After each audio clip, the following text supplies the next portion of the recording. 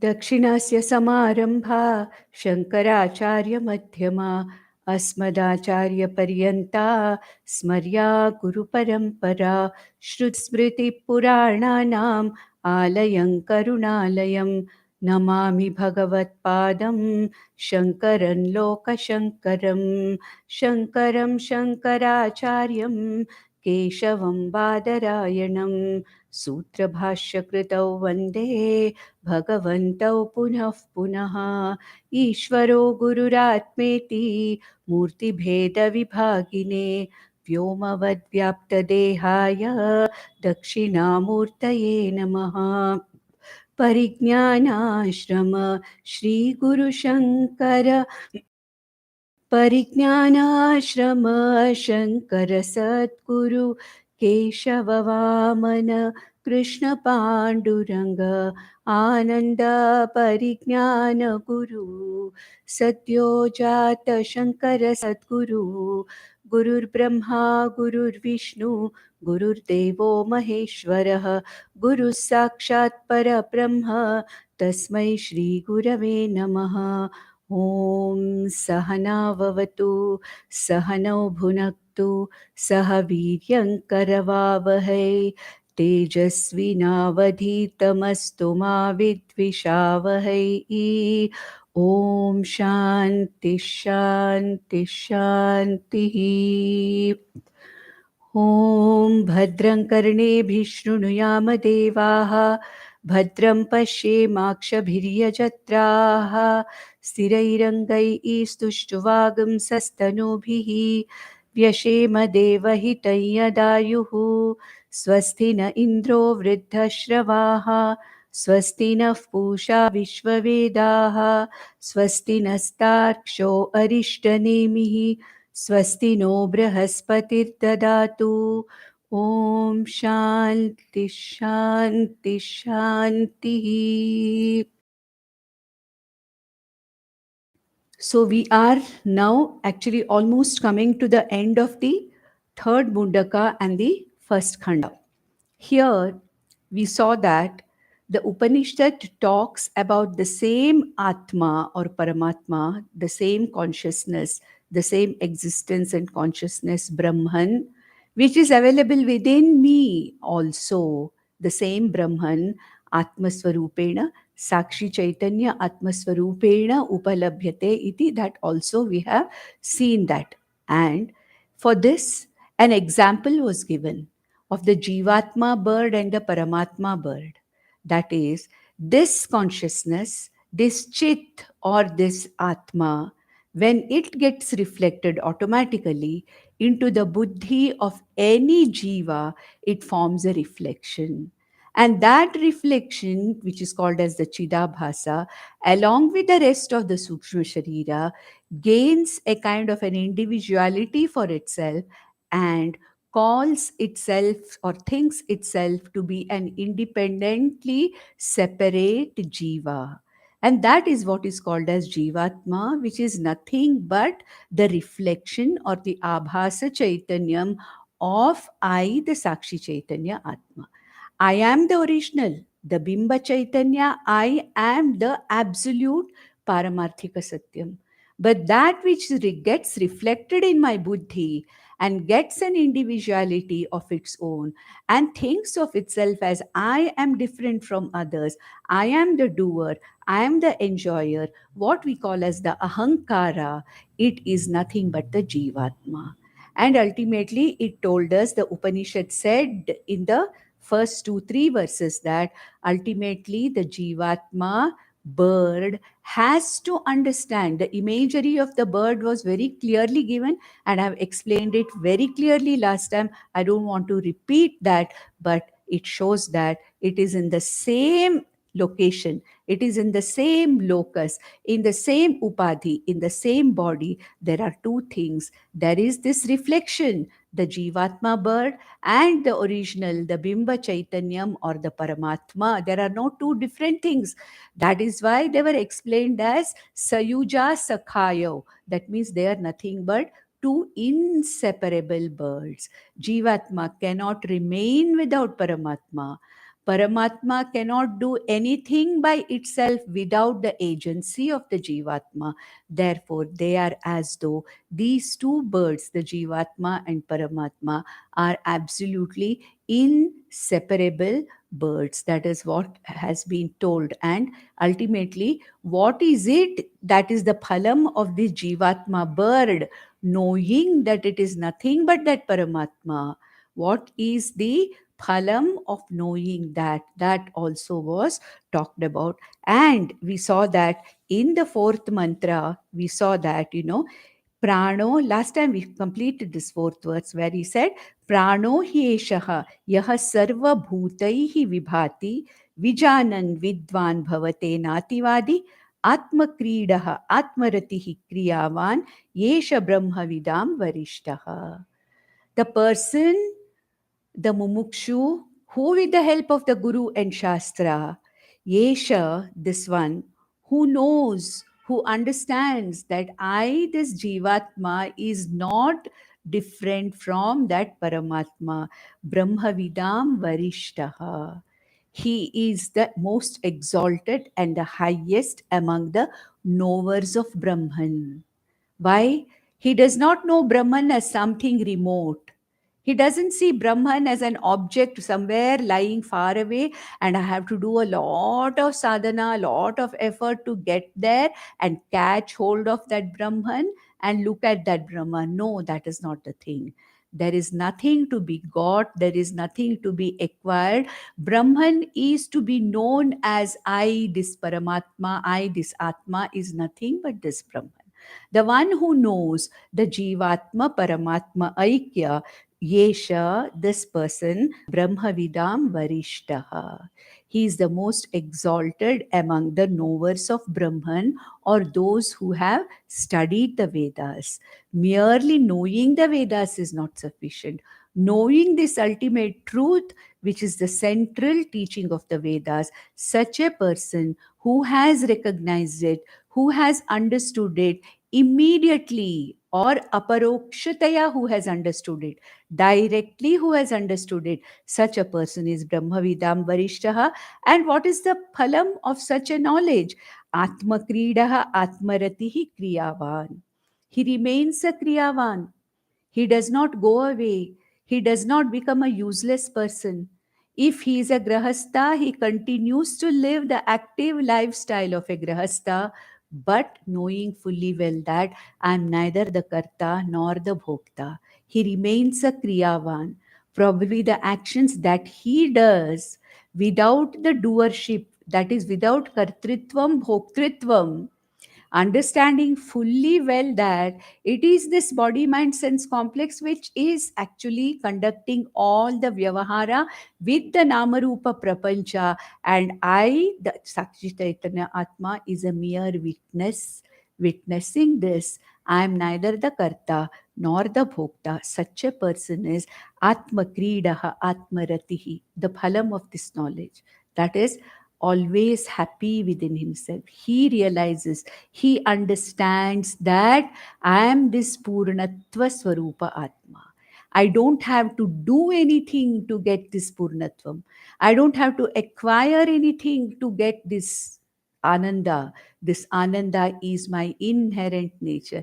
I am the Ananda Swarupa Atma. That is why Yajnavalkya, a great rishi of the Shukla Yajurveda in Bradaranyaka Upanishad, tells his wife Maitreyi, Atma va are drishtavyaha shrotavyo mantavyo nididhyasitavyaha. Okay? Atmanaha shravanena matya vijnanena idam sarvam vijnatam bhavati. That's what he says. That means what? This Atma, this consciousness, this Paramatma or Brahman has to be understood, has to be seen clearly as myself. And for that, I have to follow the, what should I follow? I should follow the certain sadhanas like Shravana, Manana, and Nididhyasanam. And such a person becomes Nativadi. Means what? Vijanan Vidvan Bhavate Nativadi. He does not bother about anything else. He's least bothered about what is going on in the world. It doesn't mean that he's unconcerned. It doesn't mean that he's not bothered. No, but he knows that everything goes according to Ishvara's plan.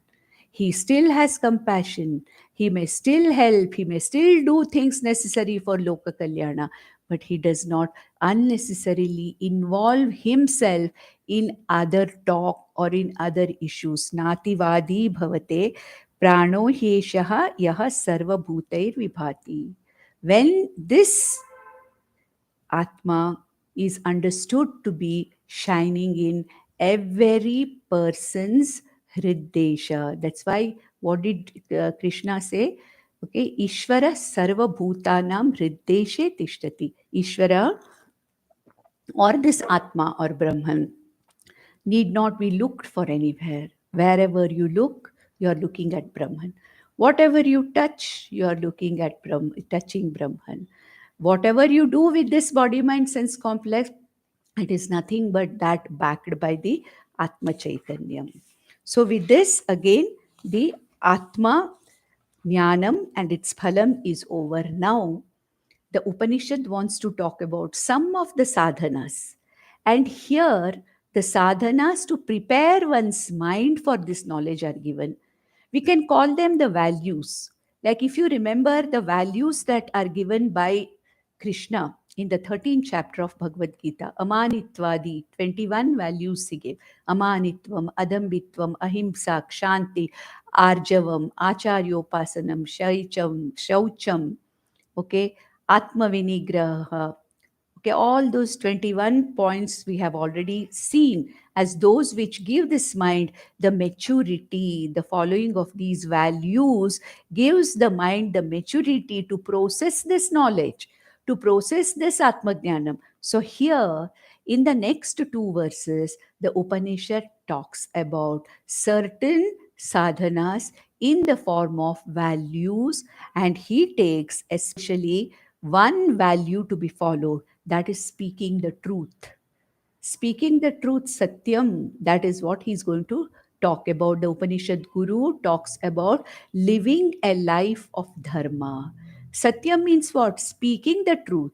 What is the meaning of speaking the truth? Living the life of Dharma. Now let us see the mantra 5. Mantra 5 and 6 of the third Mundaka first session are dealing with this upasana, this, I don't say upasana, this sadhana of following, speaking the truth as the value. And with this, all the others also come. When you speak the truth, Arjavam comes, Titiksha comes, everything else comes. Like I told you when I took Bhagavad Gita, these values are like a group of noodles. You can't pick up one noodle. You know, when you pick up one, another few come along with it. Similarly, if one of these 21 values that Krishna talks about is also followed, along with it, so many other values also come. So, as an example, in Mantra 5, speaking truth is taken as one of the sadhanas that one can follow to inculcate the value systems which are necessary for the mind of the person to be prepared to receive this knowledge. So let's see what the fifth mantra says. Satyena labhyah tapasa hyesha atma samyak jnanena brahmacharyena nityam antashharire jyotirmayo hi shubhrah yam pashyanti yatayah kshinadoshaha. So, four values are given here to be inculcated, which are necessary for the maturity of the mind to absorb and inculcate this Atmajnana. Of course, we already know that Karma Yoga and Upasana Yoga are absolutely necessary for Chitta Shuddhi and Chitta Naishchalyam. But for the maturity of the mind, certain values that have to be followed, and four sadhanas here are given to inculcate these values. Number one, Satyena labhyaha tapasa hesha atma. Satyam, Satyena, tapasa, tapas. I'll explain what it means. Samyak jnanena, then brahmacharyena, nityam. All the time they have to be followed. Now let us take one by one these values. Satyam. Satyam has two meanings. That Satyam Jnanam Anantam Brahma, which is nothing but the ultimate, the what you call as the Paramarthika Satyam called as Brahman, that we are not talking about here. What we are talking about here is Satyena Labhyaha. Satyena means by speaking the truth. Anrita Varjanam, Shankaracharya says in his Bhasha. What is the meaning of Anrita Varjanam? Avoid telling falsehood. All kinds, we have grey lies, white lies, black lies, whatever lies. So speaking the truth. Now, what does it mean? Does it mean that I have to speak the truth? Now that means I have so many things which I can talk truth about. Will I call everybody and say, look, I want to talk about the truth, I'm telling you something? No, it's not necessary. So Satyam Bruyat. Satyam means what? Satyam means as much as possible, try to tell the truth, speak the truth. Anrita Varjanam. If you can't avoid telling lies, don't speak. That's it. If you can speak, speak that Satyam. If you are not able to avoid speaking the truth, then don't speak at all. That is one thing. Don't speak at all. Let there be no unritam. This is one of the values that are very, very much encouraged in the Upanishads. Because speaking the Satyam gives rise to a lot of dhriti, commitment, boldness, titiksha, and also, the capacity to be committed and to stand by what is right. So, for a dharmic living, for a person to live a dharmic life, better to avoid unritam. Sometimes we speak the untruth just like that. Many times it becomes such a habit that we are not even aware that we are not speaking the truth. But what here the Upanishad says is that avoid unritam. If you cannot avoid unritam, if the truth is too bitter to be talked about, keep quiet and don't talk anything about it. You need not expose it, but if there is any reason for you at any time where you have to talk about something, do not be afraid of talking the truth, saying the truth. There is one story where it seems a businessman, it was a very good businessman, but he had developed that habit of, lying every time, lying for everything. There are some pathological liars. They don't mean it, but they have got so used to it that everything that they say is a lie. You can't believe a word of what they say. Like that, they are. But he was a good man at heart. Once he realized that his son told him a lie, and he got very angry. He asked his son, "Why did you tell me a lie?" The son said, "What is it, father? You are every day with everybody, every time you are speaking lies only. I have never seen you speaking the truth. Why are you getting angry with me for having spoken untruth?" And I believe this person said, "See, I am caught in it. I can't do anything about it. Unfortunately, it is too late now for me to change. I know what I'm doing is, I don't want you to get caught in this habit. That's why I'm telling you." So that is the meaning. So, Satyena Labhyaha, by speaking the truth, one of the values where one is committed to the truth. That is number one. And tapasa, discipline. What discipline? Discipline at the level of the sense organs. Dhamma, uparama. Discipline at the sense of the mind. Shama, arjavam, ahimsa, and at the level of the body, mind, sense complex, everything, kaya, vacha, manasa, ahimsa. So all these are tapas. The capacity to hold back and say no to the fancies of my sense organs and to the mind. No, I will not do this. Yes, I feel like doing it. I want to do it, but no, that is not good for me. That is not good for others also. And by this, I'll be harming somebody. So the discipline to do the right things at the right time, tapasa. Tapasa means it is only by constant discipline in the form of religious discipline. Spiritual discipline and speaking truth is one of the disciplines. Satyena labhyaha tapasa yesha atma. So by just speaking the truth, will you get, Atma? No, it will prepare me for this knowledge. Tapasa, living a religious life, a spiritual life, a life of dharma, a life of contribution, yajna, dana, tapaha, which Bhagwan Krishna talks about in the 17th chapter in Shraddhatraya Yoga, talks about this. Never give up yajna, dana, and tapas, he talks about. So, yagnena, danena, tapasa, anashakena, and Upanishad says. So, this is a life of discipline or tapas. Samyak jnanena, that means taking recourse to the Shastras for the right knowledge. Samyak jnanena. Samyak jnanena means what? Now, that is for which, the samyak means this knowledge which gives me the correct vision. I don't go to all kinds of knowledges, but then I put in the right effort towards going to this knowledge of the scriptures, which gives me a right vision to this understanding of this Brahman. Samyak jnanena, brahmacharyena. Brahmacharya means what here? Again, brahmani charati iti brahmacharyam. That means all the time I am only thinking about how I can understand this Atma Brahma Aikyam. So, my commitment to knowing this Brahman, my commitment to know this Atma, that is what is Brahmacharyam. It also means another kind of a life of discipline, Brahmacharyam, where I have got an appropriate attitude towards the people of the opposite gender. And to a large extent, I try to, direct my energies in the right way and have the right type of a attitude towards people of the opposite gender.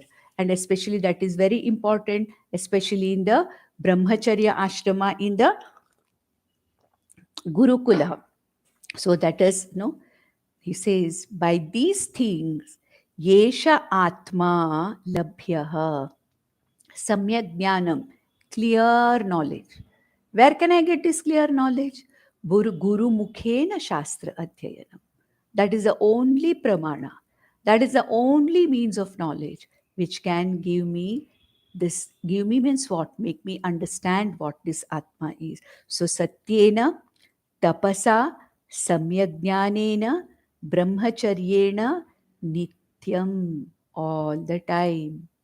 So these four are the values that are given, discipline and values, which can be, sort of, taken as a summary of the 21 values that Lord Krishna talked about in the 13th chapter.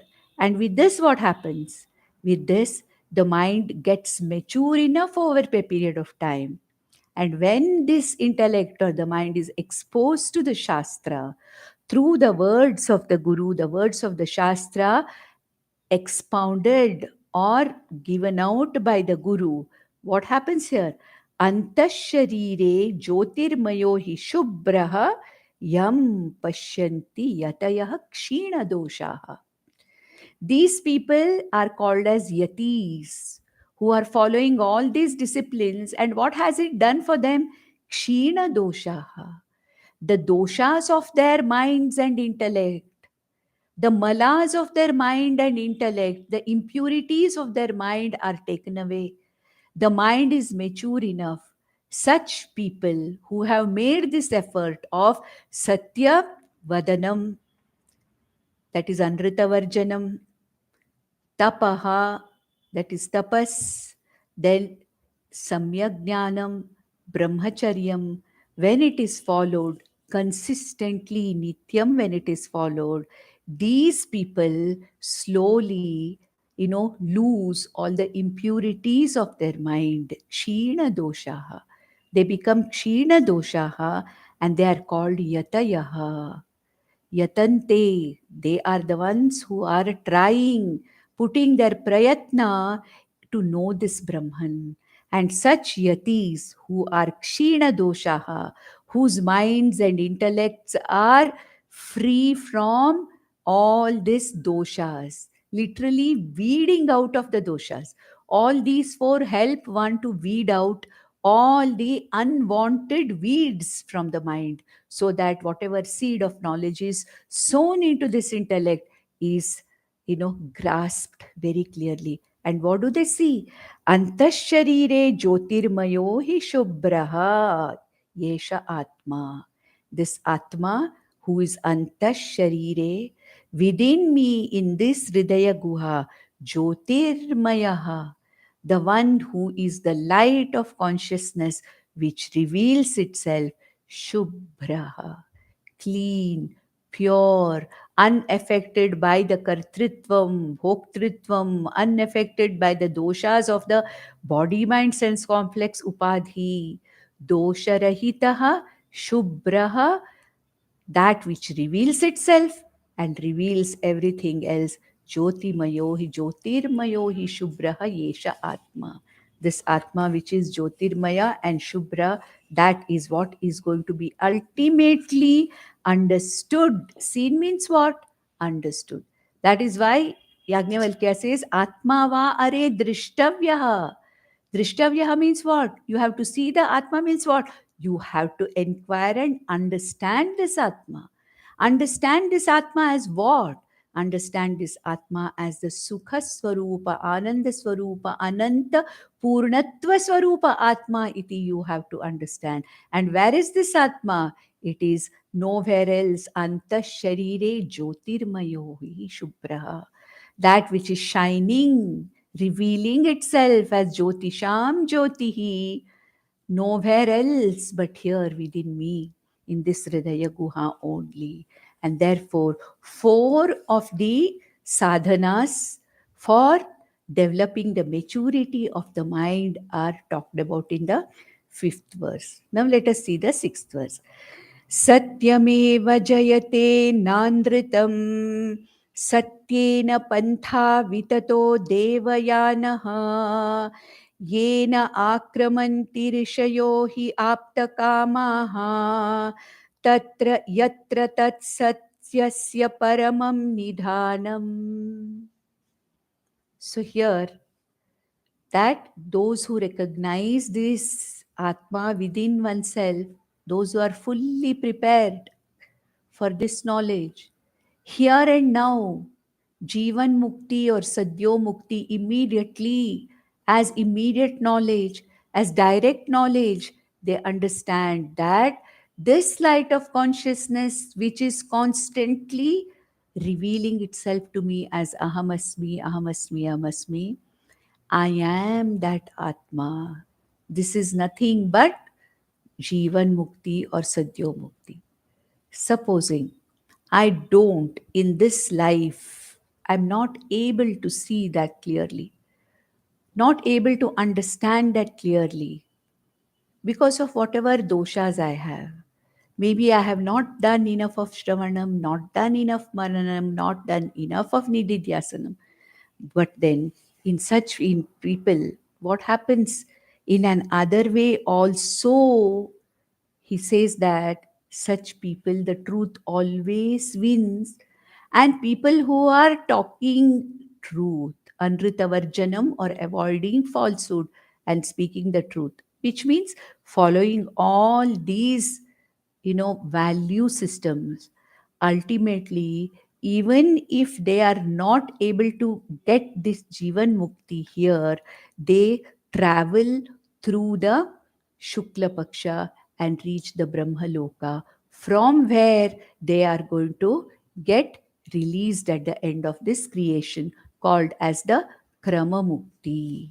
Krama Mukti, we have Sadhyo Mukti, and we have got the, Krama Mukti also. So, and they say here, he says, Satyameva Jayate na anritam. Truth always wins, not falsehood. Satyameva Jayate, we find, no, in all our government offices, above the tables of all our officials and politicians. But unfortunately, below the table, All kinds of anritam only is going on. No truth is going on. So you may say, many people say, what's the purpose of speaking the truth? Because we can't live in this life speaking the truth. Because the whole system is corrupt. The whole system, you have to flow with the flow. Everybody is telling lies. What is the point? I am only going to suffer. I'll never be able to complete my work. Yes, practically many people have experienced that, but what do our shastras say? Ultimately, it says that Satyameva Jayate. People may say in the courts also, it is only the untruth that wins, the truth never wins. That's what we see. We say sometimes what we see and what we experience need not be the truth. It need not be. Many times it's not. We are seeing something from a very short, point of view, from a very, very, very restricted, limited point of view. But ultimately, it says that Satyameva Jayate. When I speak the truth, I have already won the battle. Whether really I get what I want or no is not the thing. That I have taken the side of the truth and I have spoken the truth, that stands by me. That stands by me and that helps me in my spiritual growth. Here I may not be a success, but then definitely it will help me for ultimately to gain this knowledge of Brahman. If not here, at least in the Brahmaloka. So he says, Satyameva Jayate Nanritam, Satyena Pantha Vitato Devayanaha. That means, says, the path for the celestial Brahmaloka is nothing but this truth. Speaking the truth has been now in the here. I mean, you may say, isn't the Upanishad exaggerating it too much? No, is the Upanishad Guru has taken one particular value of speaking the truth. But all this speaking the truth stands for all the values which makes me a dharmic person. So, being a dharmic person, ultimately it helps me in going to the higher lokas when this body falls and gives me a chance of getting freedom there in the form of krama mukti. Satyena pantha vitato devayanaha. So he says that this path to Brahmaloka is nothing but that which is laid with truthfulness. And he says that Yena akramanti rishayaha hi apta kamaha.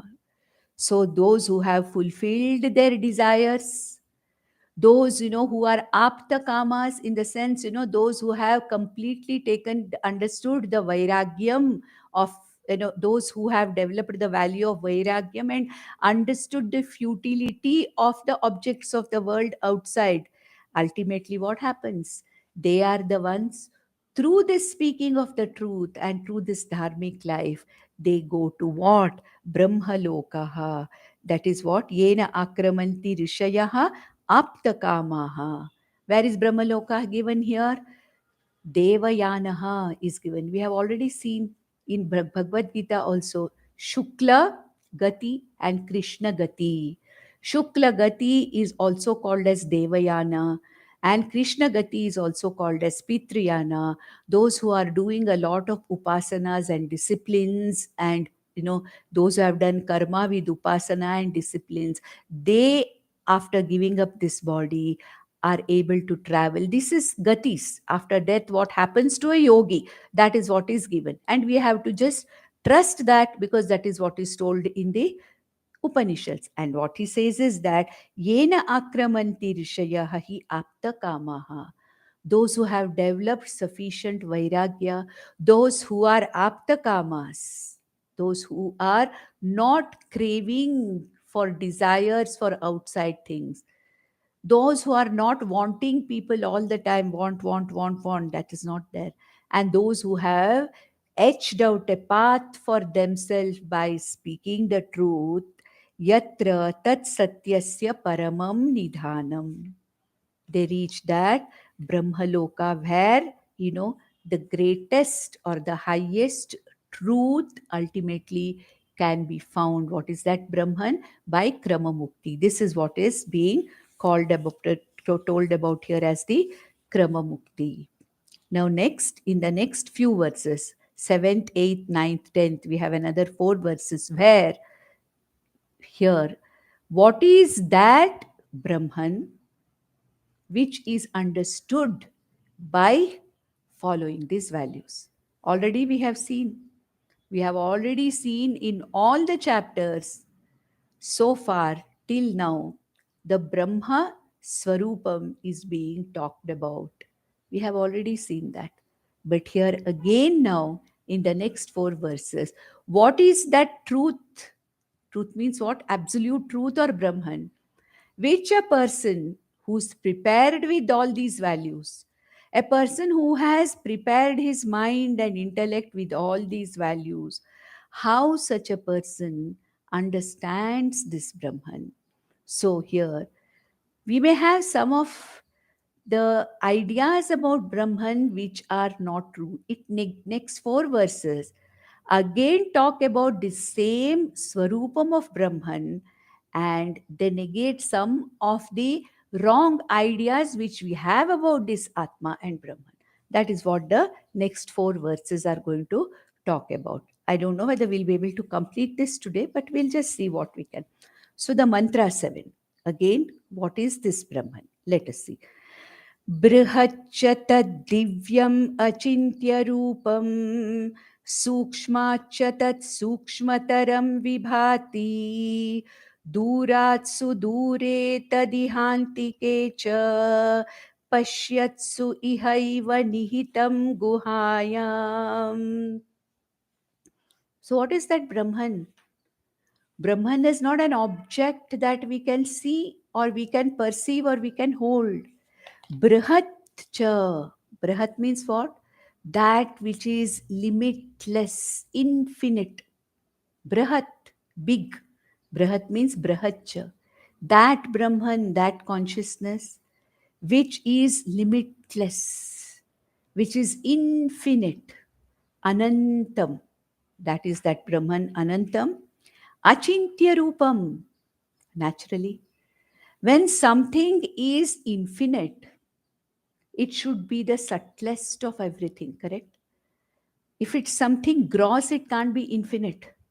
Earth is gross. Can it be infinite? No. It only occupies a small space and time in the universe, correct? This body, gross body, is something which is limited because it is limited in time and space. Whereas anything which is infinite, anything which is limitless, is something which is beyond time and space, all pervading. Limitless means what? Everywhere it is there. There is not a single place where it is not. So that Brahman, Brihatcha Tad Divyam Achintya Rupam. Divyam means what? It's pure light of consciousness. It is nothing but that pure light of consciousness that cannot be sullied by anything, that cannot become infected or affected by any of the doshas of the world outside or the upadhi here. Achintya Rupam. It is something which you cannot fathom by thought. You cannot tell somebody Brahman is this, Brahman is that, Brahman is like this. It can't be compared to anything. Why? Because it is not an object of perception. It is a very subject consciousness itself. It is me, the Atma, the very subject, the one who is describing that Brahman is Brahman. Therefore, he says here that it is not available for fathoming. As a concept, you cannot take it. Normally, how do we understand something? Chintyam, a thought is what? A thought is a concept of a name and form and size and something. That is a concept. Or sometimes there may be a concept of something which is not, but then we have a concept of it. Oh, it must be looking like this, it must be looking like this, it like this, like this. So a thought is a concept which requires something solid for it to conceive. Whereas Brahman is something which is limitless. Being limitless, it is the subtlest of the subtle, and therefore it cannot be something which can be thought about by the mind or conveyed by the mind to anybody else. Therefore, it is something beyond thought. Now, when you say beyond thought, what it means is that that consciousness because of which every thought is a thought, that consciousness being the very subject itself which cannot objectify the Brahman, that is why it is called as Achintya Rupam. That's why in Taittiriya Upanishad, there is a term, there is a mantra which says, Yato Vacho Nivartante Aprapya Manasasa, to whatever extent possible. That is why understanding the words of the Shruti is not easy, even though I am a language scholar, I may be a scholar in the language, but it may not be possible for me to understand because being a very subtle thing, being something which cannot be described by the words, cannot be conveyed by thought. It's only the Upanishads who have the capacity to convey it to its nearest form by the words. So it is what? Achintya Rupam. So it is something that thought cannot fathom or thought cannot, convey. Why is it so? Sukshmacha tat sukshmataram vibhati. It is the subtlest of the subtle. Subtlest. Space itself is so subtle. We cannot see space, correct? What is the proof that space is there? That all the things are in space, that itself is the proof that there is space. What do I say? There's no space in this train compartment. It is full. What is the meaning of that? Can I see the space? Can I see the fullness of the space? No. The space is absolutely what? Subtle, that I can't see it, I can't catch it, I can't think of it.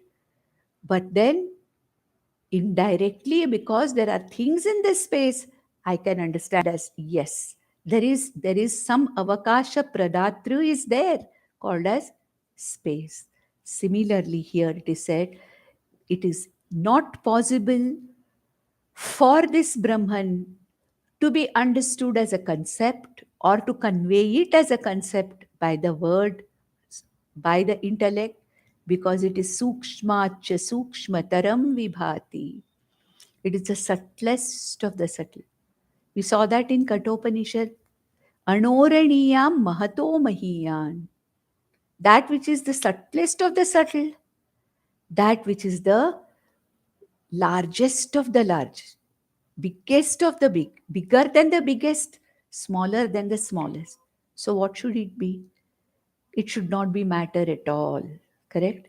If it's a matter principle, there is a limit for its size. This for the smallest also, for the biggest also. So, what is the meaning of this? Sukshmat sukshmataram vibhati. It is something which is there. It is it is subtler than the subtlest, bigger than the biggest. Anything, the biggest we see, wherever you think of anything, anywhere, Atman is there. So that is the biggest of the biggest, all pervading, smallest of the small, subtlest of the subtlest. It's subtler than the subtler. And what does it do? Sukshmataram vibhati. It reveals itself as existence and consciousness in every name and form.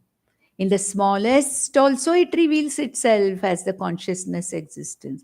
In the biggest of the universes, also, it reflects itself, it is available itself as the content consciousness. Sukshmat, sukshmataram vibhati, it is there. Then, durat sudure tadihanti iha antikecha. It is farther than the farthest, nearer than the nearest. Correct? Where at end, supposing you think there is the end of the universe somewhere, we don't know where it is. The entire universe, like this, there may be so many universes. So the end of all the universes we think of, we can't even think of that also. Even beyond that, there is something called as this consciousness. Durat sudure tadiha antikecha. The same thing is found here also, nearest to me, pratyak atmasvarupena, that which is the nearest to me, that which is me. Between that and me, there is no space. So this Brahman is durat sudure. It is the farthest of whatever it is there also. It is the content of whatever is there. Then iha antikecha. This is the nearest also, the farthest, the nearest. If I think of Brahman as an object of perception and I have to get it from somewhere, from some sadhana, then it becomes always distant for me. It is never available to me. When I understand that this Brahman is that which is me, nothing other than me, it is nearest to me, then what is it called? Iha Antikecha. It is that same Brahman, subtlest of the subtle, which is present in the subtlest of the subtle things, grossest of the gross things, to the end of everything that we can say, till the very edge of this universe or whatever it is. If any one of us have seen, no, nobody, I don't think even any scientists can imagine that there is, where is the edge, where is the end of this universe. But there also, this is there, iha antikecha, in me. When I'm talking, it is that consciousness in me behind my words which is making these words possible. It is the nearest of the nearest, farthest of the farthest. It is the smallest of the small. It is the biggest of the big. That means what? It is so subtle that it is present everywhere. There is no place where it is not present. This is what is called as the Ananta Swarupam of Atma. Anantyam or Ananta Swarupam of Atma. Pashyatsu Pashyati. Sorry, it is Pashyati su ihaiva nihitam guhayam. So Pashyatsu iha, Pashyatsu, for the one who is seeing this, Pashyatsu, it is there in the person who is seeing, who's thinking of Brahman, it is present here. Pashyatsu ihaiva nihitam guhayam. This person who is talking about the farthest of the far, nearest of the near, biggest of the big, smallest of the small, Pashyatsu, the one who is thinking, or the desire, the person who is, thinking in this conscious being, what is there? In this Guhayam only, it is there. Nihitam Guhayam. It is already there in that. Then in the next verse, so it is talking about the limitlessness of Brahman, what we can call it as Anantyam of Brahman. And in the next verse, it says, it's not possible to get its knowledge by using our senses of or our mind. It is only by jnana prasada. It is only by the blessings of the knowledge of the scriptures and the Guru, this Brahman can be understood. What is the means of understanding this Brahman?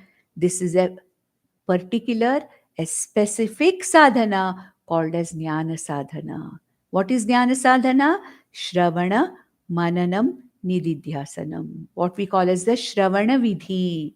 So Shravanena, Mananena, that is Shravanena, Matya, Vijnanena, Jnatavyam. It is supposed to be known by what is called as a Shravana Vidhi, which includes Shravanam, Mananam, and Nididhyasanam. And why it is so? Because it is not something that I can directly perceive. So in the 8th verse it says, Na chakshusha grihyate na pivacha na anyai devyais tapasa karmana va jnana prasadena vishuddha sattvaha tatastutam pashyate nishkalam dhyayamanah. So Then who gets this knowledge? Anyone, there's no patent for this knowledge. Anyone whose intellect is prepared for this knowledge by karma yoga, upasana yoga, and following all the, what you call the value systems, such a person, dhyayamanaha, the one who is inquiring into this Brahman.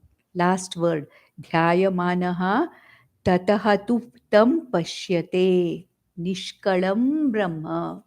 This dhyayamanaha, this person who is a mumukshu and a person who is inquiring into this Brahman ultimately understands what this Brahman is. Atma va are drishtavyah.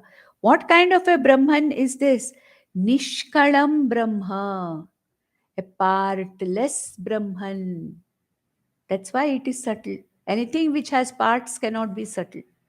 Correct? So this is a partless Brahman, Nishkalam Brahman. And what kind of a person is this? Vishuddha Sattvaha. This Dhyayamanaha, the one who is inquiring into this Brahman, who is a Vishuddha Sattvaha, who has got sufficient Chitta Shuddhi and Chitta Naishchalyam by all the sadhanas that we have talked about. Jnana prasadena. Jnana prasadena means through the blessings of this knowledge. Through this knowledge. What knowledge? Samyak jnanam. What is that Samyak Jnanam? That which is revealed by the Shruti and the Guru. And what do the Shruti and Guru reveal? That which you are looking for, that Brahman which is Durat Suduram Iha Antikecha Anoraniyam Mahato Mahiyan Anantam, whatever it is, whatever you are thinking of, that is nothing but you yourself.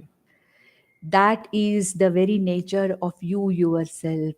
You are that Brahman. This is what is called as the clarity of vision or clear knowledge or samyak jnanam, which is given by the Shruti. Why? Because na chakshusha grihyate napi vacha. Brahman is not an object of perception that my sense organs can perceive. Na anyaihi devaihi tapasa karmanava. No other sense organ is capable of seeing or understanding this Brahman, nor any karma and upasana alone by itself can give this knowledge. Karmanava, tapasa karmanava, disciplines or various scripturally enjoined karmas can give me chitta shuddhi, which is the first step towards jnana yoga. By itself, karma, by itself, any disciplinary action or values cannot give me. They are instruments through which this intellect is prepared. Therefore, what he says is, na anyai devahi tapasa karmana va, na karmana na prajaya dhanena, त्यागे नैके अमृतत्वमा नशुः, says Kaivalya Upanishad, Mahanarayana Upanishad says, na karmana, na prajaya, na dhanena. None of these things can get me or make me see Brahman, but they can prepare my intellect for this scriptural knowledge. Then, jnana prasadena yeva, the knowledge that is revealed by these Upanishads, that is the blessing. If at all we have any blessing in this life, it is the blessing of our scriptural knowledge. If we are exposed to our scriptural knowledge and if we can understand something at least of what our scriptures are saying, that's the greatest blessing one would have come in this life. So he says here, Vishuddha Sattvaha Dhyayamanaha, the inquirer, the Mumukshu Dhyayamanaha, who has become a Vishuddha Sattvaha. Vishuddha Sattva means a person with a very, very pure mind by following Karma Yoga, Upasana Yoga, Satyam, Tapaha, Brahmacharya, all that. So such a person, Guru Shastra Jnana Prasadena Pashyate Tam Nishkalam Brahma. Tam Nishkalam Atmanam Pashyate. This person is very clearly able to see this Brahman. So, this is what is the particular sadhana. The other previous ones were Samanya sadhanas to prepare my intellect for this knowledge. This jnanam, samyak jnanam, exposing oneself to the Shastra, to the scriptures, is the real ultimate specific sadhana, what we call as an asadharana sadhana or pushkala sadhana or mukhya sadhana. Mukhya sadhana is what? Knowledge. All are sahakari sadhanas. Others, what are they? Satyena labhyaha, tapasa labhyaha, brahmacharyena labhyaha. All the value systems, all the karmas, doing karma as karma yoga, upasana, no, ekarupa ishvara, vishwarupa ishvara upasana. All these are nothing but preparatory stages of the mind to make this mind a vishuddha sattva. Sattva means the intellect. The one who has a very pure mind is called as a vishuddha sattva. With that, he inquires into this Brahman Dhyayamanaha. And what does he see? He sees this Nishkalam Brahma, this partless, indivisible, one and the only Brahman consciousness, and understands that to be none other than myself. When he understands that, this is how it is to be understood clearly. This is the Mukhya sadhana called as the Jnana sadhana. I think we should stop here because we have just two more in this particular section, and after that we'll be taking up the last section of Mundaka, which has got another maybe 10 or 11 verses. So maybe in the next 3 or 4 classes, probably maybe we should be able to complete this Mundakopanishad. ॐ नन्दन्तु साधका सर्वे विनश्यन्तु विदूषकाः अवस्थाशाम्भवी मेस्तु प्रसन्नोऽस्तु गुरुः सदा सर्वे भवन्तु सुखिनः सर्वे सन्तु निरामयाः सर्वे भद्राणि पश्यन्तु मा कश्चित् दुःखमाप्नुयात् ॐ शान्ति शान्ति शान्तिः ॐ तत्सत्